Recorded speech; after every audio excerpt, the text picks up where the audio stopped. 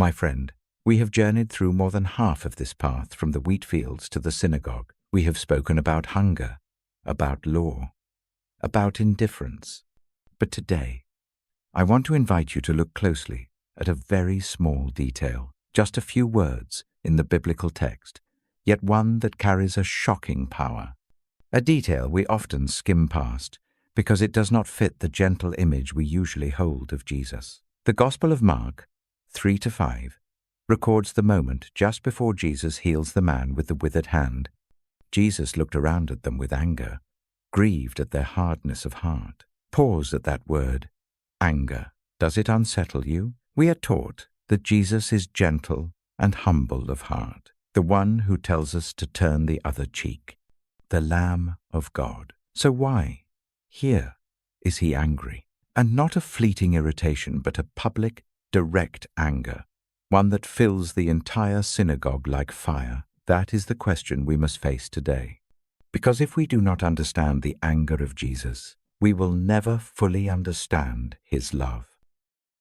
Many of us grew up with a dangerous misunderstanding that good people are not allowed to be angry, that anger is a negative emotion, sinful, unspiritual. We construct an image of a harmless love, always smiling, always accommodating, always yielding in the face of injustice. But that is not love. That is compromise. That is weakness disguised as morality. Imagine a mother who sees her child being harmed by an abuser. If that mother simply stands there, smiling gently, and says, "I forgive you," then she does not truly love her child. A mother who truly loves will rush in, will burn with anger, will fight to protect her child. True love always has teeth. It knows how to bite when life is under threat. The anger of Jesus in the synagogue that day was precisely the reaction of a love that protects life. He saw a disabled man being turned into a scapegoat. He saw a religious system crushing a human being, and he could not remain calm. If he had not been angry, he would have been complicit in that cruelty. But look more closely at the biblical line, angry and grieved. These two emotions appear together, and this is the key to distinguishing holy anger from ego anger. Human anger usually rises from a wounded ego. How dare you talk back to me? How dare you embarrass me? How dare you take away what is mine? That kind of anger is destructive. It wants to punish. It wants the other person to suffer. But Jesus' anger is different. He is not angry because he is insulted. He is not angry because they disrespect him. He is angry because of the hardness of their hearts. The Greek word translated as hardness, problempsis, refers to a part of the body that has become stiff, numb, incapable of feeling, no longer able to receive life. When Jesus looks at the Pharisees, he does not see enemies. He sees hearts that have gone dead. He sees souls numbed by pride and legalism. That is why, inside his burning anger, there is deep grief. He grieves because they have chosen indifference over compassion. He grieves because they are destroying their own humanity. Jesus' anger is not meant to annihilate them. It is a wake-up cry. He wants the shock of that anger to crack open the hardened shells surrounding their hearts.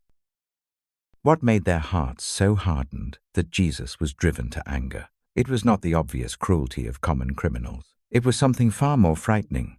Systematic, legalized cruelty.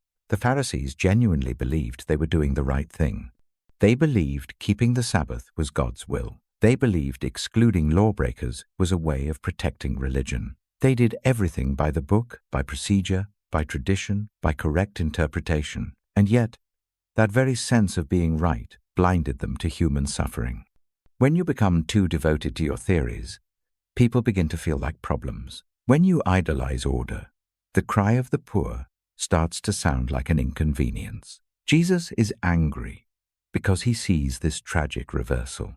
Religion, which was meant to heal, has become poison. He is standing inside the house of God, the synagogue, yet it feels colder than the wilderness outside. His anger is a verdict against every system, religious, political, or institutional, in which rules matter more than human beings. Now, Let us turn back to ourselves. In modern life, we are often advised to control our emotions, to be professional, to stay calm. That is good advice, but there is a trap hidden in it. Sometimes, we use the language of calmness to disguise our own cowardice. We see injustice, but we stay silent because we are afraid of trouble. We see evil gaining ground, but we look away because we want a quiet life. And we label that behavior gentleness. No, that is indifference. This story confronts you with a difficult question. When was the last time you were truly angry over a pain that was not your own? Do you feel anger when you see the vulnerable being bullied? Do you feel grief when lies are rewarded and truth is trampled? If your heart can still be stirred to anger in the face of evil, then rejoice, because that means your heart has not yet hardened. It is still beating in rhythm with the heart of God. But Jesus does not stop at emotion. He does not merely stand there shouting or pounding the table. This is the most important lesson in emotional wisdom. Jesus' anger leads to healing, not destruction. The Pharisees were also angry. They were filled with fury. And their anger led to a plot to kill Mark, 3-6. Jesus is angry, and his anger leads to a command. Stretch out your hand. He channels the energy of anger to break the deadlock, to generate an action that brings life. Holy anger is fuel for justice. It is the anger that drove Mother Teresa into the streets of Calcutta. It is the anger that moved Martin Luther King Jr. to stand up for equality. It is the anger that pushes you to speak up for a colleague who is being treated unfairly, or to help a stranger in need. If your anger only makes you bitter, abusive, and vengeful, it is poison. If your anger makes you braver, more willing to do what is right, it is a gift from God. My friend, the image of Jesus angry in the synagogue is a liberation for our emotional lives. It tells you this: you are allowed to have emotions. You do not need to become a lifeless stone in order to be holy. You are allowed to grieve over the hardness of people's hearts. You are allowed to feel righteous anger in the face of injustice. Jesus came to redeem your whole humanity, including your capacity for anger. He wants you to use that capacity to protect life, not to nurture hatred. Today, if you are carrying frustration or indignation because of the wrongs you see around you, do not rush to suppress it. Bring it before God. Ask Him, Lord, what do you want me to do with this anger? How can I turn it into healing action? Do not let the silence of the crowd extinguish the flame of justice within you. Because sometimes this world needs your anger in order to wake up. We have spoken about anger, but what is its final destination? It is the restored hand. In the next part, Part 7, we will witness that moment of release, when healing comes not only to the body, but also restores human dignity. Keep the fire in your heart, and may peace be with you.